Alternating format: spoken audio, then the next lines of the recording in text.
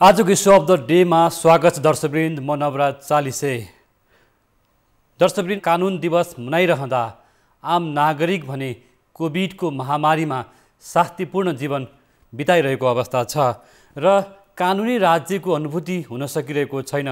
अत्यावश्यक सेवा र आपूर्ति समेत सरकारले प्रवाह गर्न सकिरहेको छैन। अध्यादेशहरूबाट एकपछि गर्दै अर्को अध्यादेश ल्याउँदै शासन चलिरहेको छ। विधिको शासनको परिभाषा खोज्नुपर्ने अवस्था छ भन्ने कुरा मानव अधिकार कर्मी त्यसैगरी कानुनविदहरूले भन्दै आएका छन् र मानिसहरू यति बेला दुःख शास्ति भोगिरहेका छन्। हामी कानुन दिवस मनाइरहँदा कानुनी राज्यको औचित्यता सान्दर्भिकता खोज्नुपर्ने अवस्था छ र संविधानले नागरिकको मौलिक हकको व्यवस्थाहरू गरेको छ, तर आज मौलिक हकहरू कुण्ठित बन्दै गइरहेका छन्। सर्वसाधारण नागरिकहरू विभिन्न कारणबाट समस्या भोगिरहेका छन् र वास्तवमा यतिखेर कोभिडको महामारीले निम्ताएका समस्याहरूबाट आम नागरिकको जीवन निकै यतिखेर कष्टपूर्ण बनिरहँदा हामी कानुन क्षेत्रबाट अथवा मानव अधिकारको क्षेत्रबाट पनि विभिन्न प्रश्नहरू उठिरहेका छन् र यतिखेर विभिन्न अध्यादेशहरूबाट शासन चल्दै गइरहेको छ र अध्यादेशहरूबाट शासन चल्दै गर्दा कानुनी राज्यको परिभाषाहरू पनि खोज्न थालिएको छ भन्ने कुरा मानव अधिकार कर्मीहरूले उठाइरहेको अवस्था छ। सुशासन कमजोर बन्दैछ, यो चाहे सरकारमा होस् चाहे निजी क्षेत्रमा पनि सुशासन कमजोर बन्दै गएको छ, जवाफदेहिताहरू कमजोर बनेको छ। यिनै सन्दर्भमा आज कानुन दिवसका अवसरमा हामीसँग यतिखेर जोडिनु भएको छ वरिष्ठ अधिवक्ता तथा संविधान सभाका सदस्य एकराज भण्डारीज्यू। यहाँलाई स्वागत छ। आरामै हुनुहुन्छ? धन्यवाद। यतिखेर यहाँहरू कानुनका अनुयायी र विधिको शासनको पक्षमा वकालत गर्दै आउनुभएका एउटा कानुनविदको नाताले भन्नुपर्दा मुलुकमा आज कानुनी राज्यको अनुभूतिलाई कसरी दिलाउँछ अथवा दिलाइन्छ भन्ने कुरा लाग्छ यहाँलाई? अहिले हामी कोभिडको महामारीमा पनि छौँ, निकै शान्तिपूर्ण जीवन भोग्नु परेको छ, तपाईँहरूले पनि बोलिराख्नु भएको छ, अध्यादेशहरू आइरहेका छन्। अध्यादेशबाट शासन चल्दै जानु कतिको सान्दर्भिक हुनसक्छ आजको दिनमा? अब एक कुरा सकारात्मक सुरु गर्नुपर्ने हो, सकारात्मक सोच गर्नुपर्छ। तर विडम्बना मैले भन्नुपर्दा 9 सालमा जब नेपालमा कार्यपालिकाबाट एउटा छुट्टै न्याय प्रणालीलाई खडा गर्नुपर्छ भनेर प्रधान न्यायालयको व्यवस्था गरिएको थियो, 9 सालदेखि आज लगभग 70 वर्ष पुरा भएको छ। तर पनि हामी सिद्धान्तमा पढ्छौँ, शक्ति सन्तुलनको सिद्धान्त भन्छौँ, सेपरेसन अफ पावर भन्छौँ। यी सबै कुरा पढ्नेमा सीमित भए, किताबमा सीमित भए, सिद्धान्तमा सीमित भए, तर कहिले पनि यो व्यवहारमा लागू भएन। संविधानमा लेखियो, कहिले पनि व्यवहारमा लागू भएन। आज सबभन्दा 70 वर्षपछि, त्यसको कानुन दिवस मनाइरहेको सन्दर्भमा लगभग 70-69 वर्षपछि पनि अहिले आउँदाखेरि न्यायालय स्वतन्त्र भएको अनुभूति जनतालाई हुन सकेको स्थिति छैन। न्यायालय स्वतन्त्र भएको अनुभूति नसक्नु एउटा वास्तवमा आज यत्रो वर्षपछि पनि एउटा विडम्बना भन्नुपर्छ। किनभने अहिलेको न्यायालयको संरचना जुन छ, त्यो न्यायालयको संरचना हेर्ने हो भनेदेखि र न्यायालयको संरचना संविधानमा व्यवस्था गरे अनुसार त्यसको व्यवहारमा, त्यसको कार्यान्वयनमा जाँदाखेरि न्यायाधीशहरूको नियुक्तिका कुराहरूलाई हेर्दाखेरि र न्यायालयले आफ्नो मुख्य काम फैसला गर्नु, जनतालाई न्याय दिनु अथवा जनताको न्यायमा पहुँच हुने कुरा जुन छ त्यो पनि छैन। अहिले जनताको सहज पहुँच न्यायमा पनि छैन। यी सबै कुरालाई हेर्दाखेरि न्यायालय स्वतन्त्र भएको अनुभूति गर्न सकेको स्थिति छैन। वास्तवमा यो विडम्बनाका साथ भन्नुपर्छ, हामी राणा शासनको बेला भर्खरै अन्त भएको थियो, यो प्रधान न्यायालयको व्यवस्था गर्दाखेरि भर्खरै अन्त भएको थियो, राजाको व्यवस्था आएको थियो, शाहहरू। त्यसपछि फेरि 17 सालबाट पञ्चायत व्यवस्था आइसकेपछि फेरि विभिन्न आन्दोलन सङ्घर्ष क्रान्ति भन्दै आउँदाखेरि पनि आज पनि वास्तवमा न्यायालय स्वतन्त्र भइरहेको, न्यायालयले सक्षम ढङ्गले आफ्ना न्याय इन्साफ फैसला दिन सकेको र एउटा जनताको सहज पहुँच न्यायालयमा भएको स्थिति हामीले अनुभूति गर्न सकेको जुन स्थिति हो। त्यसैले गर्दाखेरि सुरुमै मैले नकारात्मकबाट सुरु गर्नु पर्दाखेरि आफूलाई पनि अप्ठ्यारो रहेको छ। वास्तवमा आज कानुन दिवस भन्दाखेरि हामीले शुभकामनाको आदान प्रदान गर्नुपर्ने हो। म शुभकामना पनि भन्छु, तर मुख्य कुरा के हो भने अर्थ, जुन शुभकामना दिनुको अर्थ अथवा आजसम्म हामीले नेपालमा विभिन्न किसिमका जुन नेपालमा जनता सार्वभौमसत्ता सम्पन्न हुने विषयका जुन क्रान्तिहरू, सङ्घर्षहरू, आन्दोलनहरू यत्रो त्याग र तपस्याहरू थुप्रै शहीद भए, थुप्रै मारिए, बेपत्ता भए, घाइते अपाङ्गता भए। यत्रो स्थिति आइपुग्दाखेरि पनि फेरि हामी चाहिँ नि आज न्यायालय स्वतन्त्र छ कि छैन भन्ने बहसमा नै अल्झिन पुगेका छौँ। यो वास्तवमा विडम्बना। वास्तवमा न्यायालयको स्वतन्त्रतामाथि प्रश्न उठ्ने अवस्था किन आयो? खास कारण के हो? जस्तो आज पनि न्यायमा पहुँच छैन भन्नु पनि हाले आम नागरिक होइन। हामी आज क्रान्ति गर्दै 7 सालदेखि यहाँसम्म आइसकेका छौँ भन्दै गर्दा हाम्रो न्यायालयको स्वतन्त्रतामाथि, न्यायालयको माथि जुन खालको एक किसिमको गुनासो टिका टिप्पणी भइरहेको छ, यो अवस्था किन आयो आज? वास्तवमा हाम्रो मूल व्यवस्था यसमा के हाम्रो राजनीतिक दलीय स्वार्थ हाबी भएर हो अथवा दलीय चाहिँ एउटा पन हो, के हो? जोडिन्छ। हाम्रो राजनीतिक व्यवस्था भनेको संसदीय व्यवस्था हो। यसको प्रक्रिया भनेको जनताले चुनिएका प्रतिनिधिहरू हुने, ती प्रतिनिधिहरूले सरकार बनाउने नै हो। संविधान बनाइएको छ, संविधानमा धेरै विषयवस्तुहरू लेखिएको छ। तर त्यो पहिलो कुरा त यो व्यवस्थामा संविधानमा लेखेका र कानुनमा लेखेका कुरा कार्यान्वयन हुँदो रहेछन् भन्ने कुरा यो संविधान लागू भएको पछिल्लो चरणको संविधान लागू भएको आज 5 वर्ष पुग्दा र सरकार गठन भएको 3 वर्ष पुग्दाखेरि हेर्दाखेरि धेरै कुरा छर्लङ्ग भएको छ। वास्तवमा संविधानमा लेखिएको कुरा लागू हुँदो रहेछ। त्यसमा पनि अहिलेको हाम्रो नेपालको राजनीतिक व्यवस्था कस्तो हो भने ठुल्ठुला एजेन्डाहरूले यहाँका राजनीतिक दलहरूलाई र सरकारमा जानेहरूलाई, ब्युरोक्र्याट्सहरूलाई सबैलाई ती एजेन्टहरूले प्रभावमा लिँदो रहेछन्। उदाहरणको लागि अहिले जुन कोभिडको महामारीमा पनि खोपमा जुन किसिमको के भनेदेखि दलालीकरण अथवा त्यसमा कमिसनका कुरा उठेका छन् र यो विगतदेखि उठ्दै आएका छन्। यसले पुष्टि गरेको छ, पछिल्लो घटना मैले भनिराखेको हो। त्यसकारण के देखिन्छ भनेपछि दलालहरूले अथवा एजेन्टहरूले नै यहाँका राजनीतिक दलका मान्छेहरूलाई, राजनीतिकमा जिम्मेवारी लिएकाहरूलाई, सरकारमा बस्नेहरूलाई प्रभावमा पार्ने र उनीहरूको इन्ट्रेस्ट अनुसार चुनावमा पनि त्यस्ता प्रतिनिधिले जित्ने, चुनावमा त्यस्ता प्रतिनिधिले जितिसकेपछि संसदीय सुनवाई भनेर न्यायालयमा पनि जुन न्याय परिषदको निर्माण हुन्छ अथवा संवैधानिक परिषद हुन्छ हो, त्यसको संरचना पनि कस्तो छ भने सरकार प्रमुख नै हावी भएको जस्तो छ। उदाहरणको लागि अहिले नै भनौँ, जस्तो अध्यादेश आयो, 6 जनाको संवैधानिक परिषदका सदस्य मध्ये अहिले अध्यादेशबाट 3 जना भए बहुमत गणपूरक पुग्ने, त्यसमध्ये बहुमतको निर्णय मान्ने भनेपछि त एकजना प्रधानमन्त्री र एकजना उनको विश्वासपात्र 2 जना मात्रै निर्णय गर्न सक्ने जुन अध्यादेशमा ल्याएर कार्यान्वयनको प्रक्रियामा जाँदैछ, यो नै विडम्बनापूर्ण हो र न्यायालय स्वतन्त्र छैन भन्ने कुराको प्रमाण संवैधानिक अङ्गहरू स्वतन्त्र छैनन्। जुन प्रिन्सिपल अनुसार संवैधानिक अङ्गहरू गठन गरिएका हुन्छन् हो, त्यो चाहिँ के भनेदेखि पूर्णता छैन भन्ने कुरा यसबाट पनि देखिन्छ। त्यसैले गर्दाखेरि अहिले भन्नुहोस् न, म त के भन्छु भने अध्यादेश पनि त्यसरी किन ल्याउने? एउटा प्रधानमन्त्री र एउटा राष्ट्रपतिले मिलेर गरेका सबै कुराहरू कानुनसरह हुन्छन् भनेर संविधानमा एक ठाउँ लेखिदिए पनि हुने, तर त्यो लेखिएन। किनभने संविधानमा डेमोक्रेट्सका नर्म्सहरू, संविधानवादका कुराहरू नलेख्ने हो भने अन्तर्राष्ट्रिय रूपमा त्यसले मान्यता पाउँदैन। तर संविधानमा लेखिएका कुरा सबै पालना गर्ने हो भने राज्य सत्ता सरकार पनि टिक्दैन। त्यसले गर्दाखेरि संविधानमा व्यक्तिगत स्वतन्त्रता लेखिएका हुन्छन्, तर व्यक्तिगत स्वतन्त्रता मान्छेले उपभोग गर्न पाइरहेको स्थिति अहिले नेपालमा छैन। संविधानमा भ्रष्टाचार अथवा त्यस्तो किसिमको लिप्त भएकालाई कारवाही गर्नुपर्ने भन्ने छ, छुट हुँदैन भन्ने छ संविधान अथवा त्यो अन्तर्गत बनाएका कानुनहरूमा, त्यो स्थिति पनि छैन।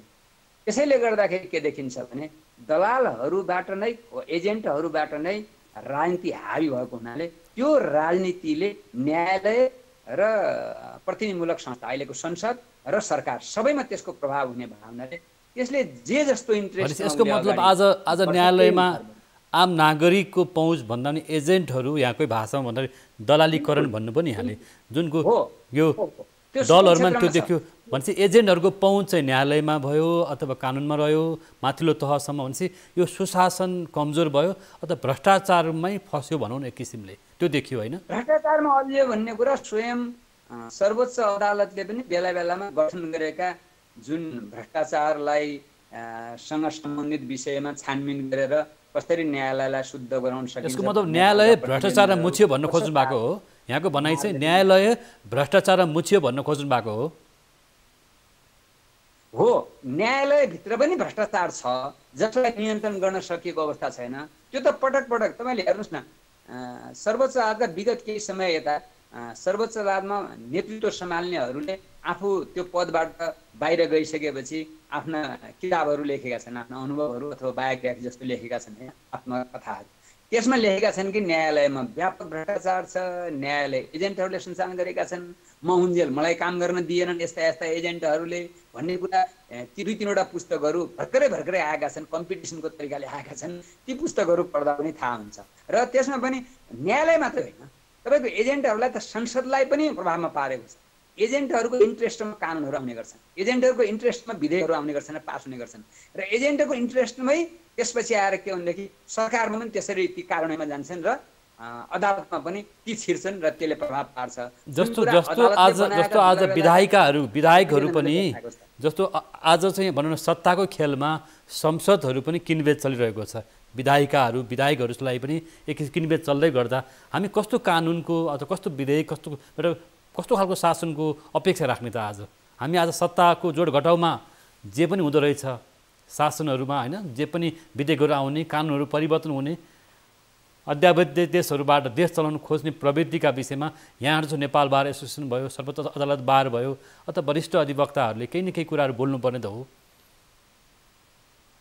लामो समयदेखि यी कुराहरू नउठाइएका होइनन्। जसरी 9 सालको कुरा हामीले गऱ्यौँ, त्यसपछि पटक पटक आन्दोलन भए, पञ्चायत गयो, त्यसपछि फेरि 46 सालको आन्दोलन, 62-63 को आन्दोलन, यहाँसम्म आइपुग्दाखेरि के देखियो भनेपछि हामीले टेस्ट गरेको यो सिस्टम काम लागेन भन्ने देखियो। यो सिस्टमभित्र बनेको न्यायालय पनि छुट्टै हुन सकेन, हुन सक्दो रहेन त भन्ने कुरा हाम्रो अनुभवले, व्यवहारले, अहिलेसम्म हामीले गरेका व्यवहारले, न्यायाधीशहरू पनि दलहरूबाट नियुक्ति हुने जुन क्रम देखियो त्यसले झन् बढी दलीयकरण गर्यो। अघि नै पनि मैले अलिकति कुरा राखेँ, जस्तो न्यायालयमा सरकारको प्रत्यक्ष प्रभाव छ, अर्थात् प्रधानमन्त्रीको प्रभाव छ त्यहाँ। किनभने संसदीय सुनवाईमा पनि उसको बहुमत हुन्छ, उसले जे भन्यो त्यही हुन्छ। त्यसपछि संवैधानिक अङ्गका प्रमुखहरूको नियुक्ति गर्दाखेरि अहिले देखिहाल्नुभयो अध्यादेश कहिलेको त्यसकै प्रभाव हुन्छ। त्यसपछि आएर न्याय परिषदमा पनि त्यसकै प्रभाव हुन्छ। त्यसले गर्दाखेरि सरकारको उसमा चाहिँ प्रभाव हुने भावना, जस्तो यहाँले भन्न खोज्नु भएको विषय चाहिँ न्यायालयमाथि अथवा न्यायालयमाथि न्यायाधीशहरूमाथि पनि प्रधानमन्त्रीको हस्तक्षेप छ भन्नु खोज्नु भएको हो? हो, त्यो मात्रै नभएर तपाईँ नियुक्तिमा हेर्नुहोस् न, न्यायाधीशको नियुक्तिमा विगतमा पनि ठुलो त्यसमा विवाद भयो, सर्वोच्च अदालतमा मुद्दाहरू पनि आए। अब स्वयं प्रधान न्यायाधीश न्याय परिषदको अध्यक्ष रहने व्यवस्था छ र उनकै विरुद्धमा परेका मुद्दाहरू सर्वोच्च अदालतमा विचाराधीन छन्। फेरि उनैबाट कस्तो किसिमको त्यो हेरिने हो, त्यो पनि एउटा विचार। जस्तो अहिले अध्यादेशको सन्दर्भमा पनि कुरा भइरहेछ। त्यसले गर्दाखेरि न्यायाधीशको नियुक्तिहरू पछिल्लो चरणमा जम्मै राजनीतिक दलका क्याडरहरूलाई मात्रै, राजनीतिक दलका कार्यकर्तालाई मात्रै न्यायालयमा भर्ती केन्द्र बनाउने जस्तो प्रवृत्तिहरू एकदम व्यापक देखियो। त्यसमा कानुनमा त हामीले लेखेका छौँ न्यायाधीशको योग्यता यो हुन्छ भनेर, सक्षमता होला अथवा उसको अनुभव होला, उसको क्षमता होला, उसको निष्पक्षता होला, यी यावत विषयहरू संविधानमा कानुनमा लेखेका छन् न्यायाधीश कस्तो मान्छे नियुक्ति हुनसक्छ भनेर। तर यहाँ त के भयो भनेपछि अन्तमा एउटा कुरा भनिदिनुहोस् कि जस्तो आज आफ्ना कार्यकर्ता भर्ती गर्ने, आज हामी कोभिडको पनि प्रसङ्ग जोडौँ कि एउटा मानवाधिकारको अत्यावश्यक मौलिक हक अन्तर्गत पर्छन् अत्यावश्यक सेवा र आपूर्तिहरू पनि। आज महामारीमा नागरिकहरूले निकै शास्ति भोगिरहेका छन्।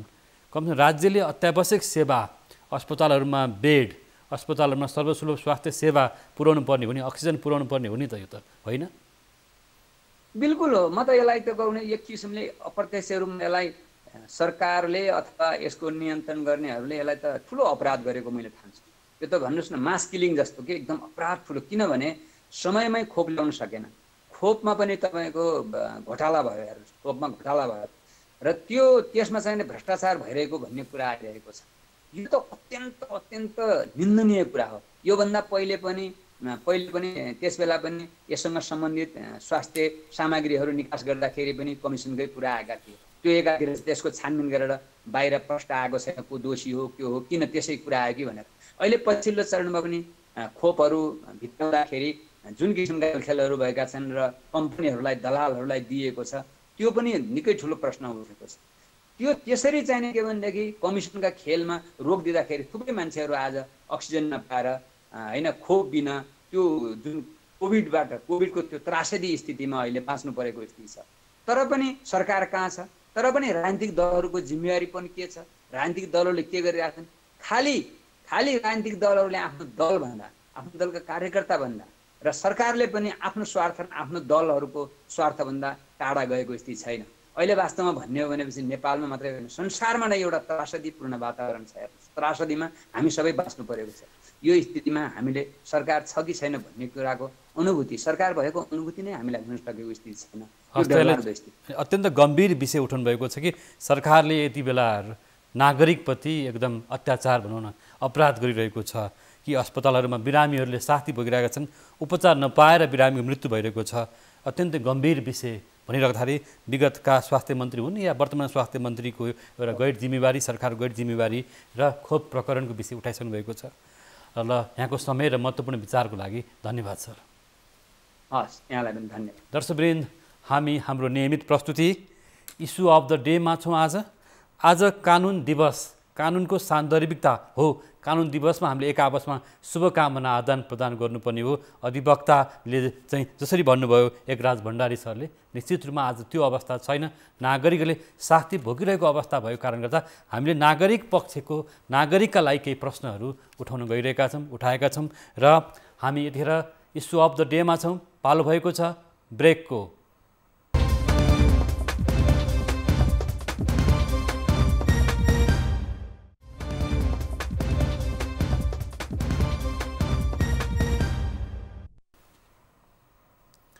ब्रेकपछि यहाँलाई फेरि पनि स्वागत छ दर्शकवृन्द। आज हामीले इस्यु अफ द डेमा कानुन दिवसको सन्दर्भका बारेमा कुराकानी गरिरहेका छौँ। यतिखेर कानुन दिवस मनाइरहँदा आम नागरिक भने कोभिडबाट शास्ति भोगिरहेका छन्। स्वास्थ्य सेवा सर्वसुलभ बन्न सकिरहेको अवस्था छैन। आम नागरिक स्वास्थ्य सेवा जस्तो अत्यावश्यक सेवाबाट वञ्चित भएको अवस्थालाई पनि उठाउने प्रयास गरिरहेका छौँ र हामी कानुन दिवसको चाहिँ सन्दर्भ उठाइरहँदाखेरि अध्यादेशबाट मुलुक चलिरहेको छ। कानुनहरू चाहिँ निर्माण हुन सकिरहेको छैनन्। त्यसै गरेर यतिखेर अध्यादेशबाट बन्दै गरेका कानुनले विधिको शासनमाथि पनि प्रश्न उठाएको छ भन्ने कुरामा हामी छलफलमा छौँ। हामीसँग जोडिनु भएको छ सर्वोच्च अदालतका पूर्व रजिस्ट्रार संविधानविद डाक्टर रामकृष्ण तिमिल सिन्हा। यहाँलाई स्वागत छ सर। आरामै हुनुहुन्छ? हजुर, एकदम। यहाँलाई कानुन दिवसको अवसरमा शुभकामना पनि छ। र मेरो पनि सम्पूर्ण कानुन प्रेमी, न्याय प्रेमी व्यक्तित्वहरूलाई कानुन दिवसको अवसरमा शुभकामना। यो कानुन दिवसको सान्दर्भिकताको बारेमा अलिकति बताउनुहोस्। नागरिकले कानुन राज्यको अनुभूति गर्न पाएका छन् कि छैनन्, यसको सान्दर्भिकता सँगसँगै औचित्यतामाथि प्रश्न उठिरहेको छ। हामी कानुन दिवस मनाइरहँदाखेरि कानुन राज्यको त अनुभूति गर्न नपाएको गुनासो सबैतिर उठिरहेको छ। आज के भन्नुहुन्छ सर? यो वास्तवमा कानुन दिवसको सन्दर्भमा कुरा गर्दा 1997 सालमा नेपालमा कार्यपालिकाबाट न्यायपालिका विधिवत रूपमा अलग भयो। त्यहाँबाट नै न्यायपालिका एउटा छुट्टै अङ्गको रूपमा आयो। त्यो 1997 साल साउनको सनद थियो। त्यसपछि 2008 सालमा प्रधान न्यायालय ऐन आयो। त्यो प्रधान न्यायालय ऐन 2009 साल वैशाख 26 गतेबाट लागू भयो। त्यही प्रधान न्यायालय ऐन लागू भएको दिनको स्मरणमा कानुन दिवस मनाउने प्रचलन हामीले गरेका हौँ। र यसको सान्दर्भिकता कहाँनिर छ भन्दा, कार्यपालिकाबाट मुक्त भएको स्वतन्त्र न्यायपालिका आएको अभ्यास सुरु भएको, नयाँ लोकतन्त्रको व्यवस्था स्थापना भएको अथवा त्यतिखेरको प्रजातन्त्र स्थापना भएको अवधिमा सुरु भएको हुनाले कानुन दिवसको छुट्टै महत्त्व छ नेपालको लोकतान्त्रिक इतिहासमा। हजुर, र वास्तवमा आज न्यायपालिकाको स्वतन्त्रतामाथि प्रश्न उठिरहेको छ अथवा न्यायपालिकामा नि सुशासन कमजोर बन्दै गएको छ।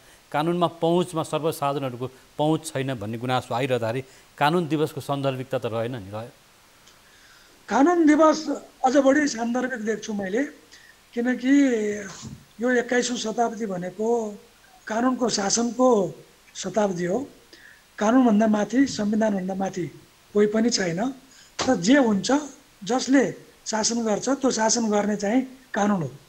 कानुनद्वारा मात्र शासित हुन्छ भन्ने नै आधुनिक संविधानवादको मुख्य मान्यता हो।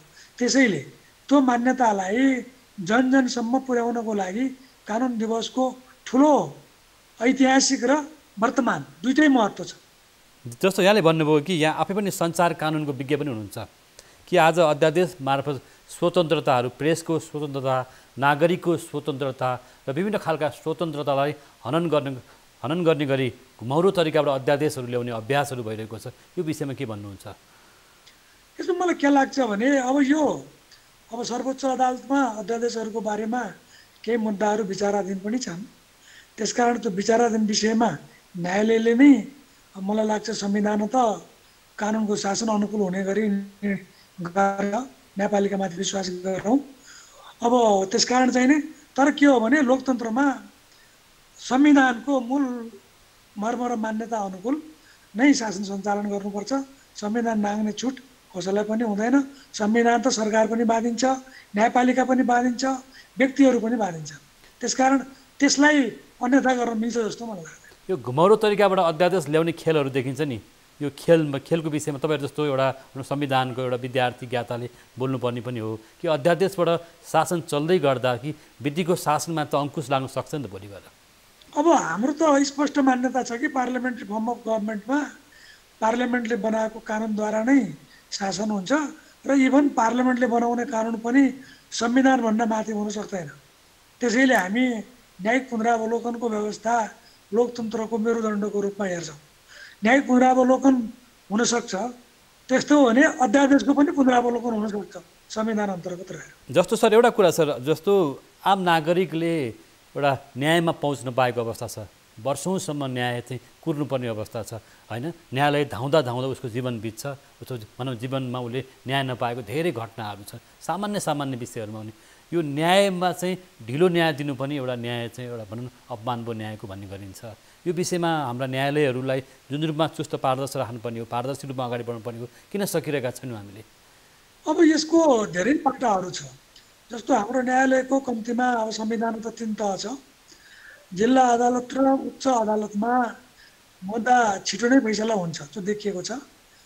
सर्वोच्च अदालतमा न्यायाधीशको सङ्ख्या र मुद्दाको चाप हेर्ने हो भने त्यसको चाहिँ नि प्यारामिटर चाहिँ मिलेको देखिँदैन, किनकि 24-25 हजारभन्दा बढी मुद्दाहरू सर्वोच्च अदालतमा पेन्डिङ छन्। त्यसको लागि रिसोर्स, त्यसको लागि केस ह्यान्डलिङ म्यानेजमेन्ट पद्धतिको विकास, छुट्टै स्ट्राटेजिक प्लानिङ, यसको चाहिँ नि एउटा स्पेसिफिक कन्सन्ट्रेसन गर्नुपर्ने अवस्था अहिले देखिएको छ। जस्तो यति एउटा सङ्कटमा जस्तो मैले फेरि पनि यो प्रश्न दोहोऱ्याएँ, प्रेसको एउटा स्वतन्त्रता, नागरिक स्वतन्त्रता हनन गर्ने, नियन्त्रण गर्ने प्रयासहरू पटक पटक भएको देखियो। यसले गर्दा राज्यको जवाफदेहिता त देखिएन। जस्तो आज कोभिडको समयमा हामी एउटा सामान्य स्वास्थ्य सेवाबाट पनि नागरिक वञ्चित भएको अवस्था छ नि सर। अब यो के हो भने अहिले यो विश्वव्यापी रूपमा जुन महामारी आयो कोभिड-19, यो महामारीले संसारको इकोनोमीलाई मात्र ध्वस्त पारेन, यसले गभर्नेन्स पद्धतिलाई पनि थ्रेट गर्यो, नागरिकहरूको अधिकारहरू पनि थ्रेट भए, एक्सेस टु जस्टिसलाई यसले डाइरेक्ट प्रभाव पार्यो। यसबाट अछुत कोही पनि रहन सकेको छैन। अब बाँकी रह्यो लोकतान्त्रिक विधि पद्धति र प्रक्रियाद्वारा यसको ह्यान्डल गर्न राज्यहरू कति सक्षम भए भन्दा यसमा पनि रिसोर्सको मोबिलाइजेसन र गभर्नेन्सको म्यानेजमेन्ट पद्धति र त्यसलाई दिने प्रायोरिटीले काम गर्दो रहेछ। अहिले नेपालमा वास्तवमा भन्ने हो भने यो अति बढेको छ। कोभिडको महामारी भयावह स्थितिमा छ। यसलाई गभर्नेन्सको पर्सपेक्टिभबाट छिटै ह्यान्डल गर्ने तरिकाबाट हेर्नुपर्ने एउटा स्थिति छ भने यो बेलामा न्यायमा सहज पहुँचको हिसाबले हेर्नुपर्ने अर्को पर्सपेक्टिभ छ। न्यायमा पहुँचको हिसाबले हेर्दाखेरि रुल अफ ल यसमा जोडिन सक्छ। त्यसकारण यो पर्सपेक्टिभबाट राज्यले, सरकारले, न्यायालयले, इभन नागरिक समाजले पनि उत्तिकै चनाखो भएर हेर्नुपर्ने स्थिति छ। व्यक्तिको जीव ज्यान र सम्पत्तिको बारेमा कसैले नजरअन्दाज गर्न मिल्दैन। कानुनी राज्य कमजोर भएको अवस्था हो यति बेला। कानुनी राज्य कमजोर भयो भने नागरिकहरूका अधिकारहरू कमजोर हुन्छन्। त्यसैले कानुनी राज्यलाई चाहिँ एकदम सबल बनाउनको लागि संविधानवाद र संविधानका मूल्य मान्यतालाई हामीले कुनै पनि हालतमा कम्प्रोमाइज नगर्नुपर्ने स्थिति छ। हस् त, यहाँको समय विचारको लागि धन्यवाद सर। धन्यवाद। हामीसँग जोडिनु भएको थियो कानुनविद डाक्टर रामकृष्ण तिमिलसेना। उहाँ सर्वोच्च अदालतका पूर्व रजिस्ट्रार हुनुहुन्छ। आजको इस्यु अफ द डेमा हामीले कानुन दिवसको सन्दर्भ, सान्दर्भिकता सँगसँगै यतिखेर नागरिकले कानुनी राज्यको अनुभूति गर्न पाएका छन् कि छैनन् र यतिखेर संविधानमा लेखिएका अधिकारहरू, मौलिक व्यवस्थाहरूलाई नागरिकले अनुभूति गर्न नपाएको गुनासो बढिरहेको छ र कोभिडको महामारी बढ्दै गर्दा आम नागरिक भनेको दैनिक अत्यावश्यक सेवाको आपूर्तिबाट पनि वञ्चित हुनुपरेको अवस्थालाई पनि आज हामीले कार्यक्रम इस्यु अफ द डेमा उठाइरहेका छौँ र विभिन्न अध्यादेशहरूबाट यतिखेर देश चलाउने अथवा कानुनी शासनलाई उपहास गर्ने काम भइरहेको छ भनेर यतिखेर कानुनविदहरूले टीका टिप्पणी गरिरहेको अवस्था छ। कार्यक्रम इस्यु अफ द डेको समय पनि पुरा हुन लागिसकेको छ र हामी आगामी कार्यक्रममा पनि नागरिकका समस्या, नागरिकका गुनासाहरूलाई लिएर आउनेछौँ। हाम्रा टिभी जर्नलिस्टहरूले पनि विभिन्न जिल्लाहरूमा यतिखेर अत्यावश्यक सेवा र आपूर्तिको अवस्थाको बारेमा यतिखेर रिपोर्टिङ गरिराख्नु भएको छ। ती विषयवस्तुहरूलाई पनि हामीले कार्यक्रममा प्राथमिकताका साथ प्रस्तुत गर्दै आएका छौँ। आज भने हामीले कानुनी दिवसका अवसरमा कुराकानी गऱ्यौँ र कार्यक्रम इस्यु अफ द डेको समय पुरा भएको छ। हामी सबै बिदा माग्छौँ। नमस्कार।